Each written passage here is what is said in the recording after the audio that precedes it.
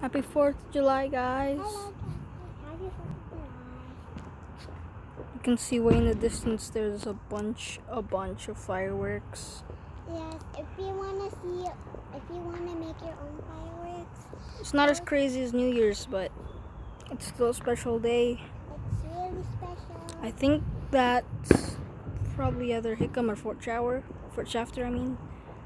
It's some kind of base. They're hosting fireworks, but anyways, I guess this is it. Happy 4th of July and happy Independence Day, you guys. Love you guys from the bottom of my heart, as always. God bless you. Peace. Just look at that fireworks. Way over here, there's some in the trees. Where? Wow.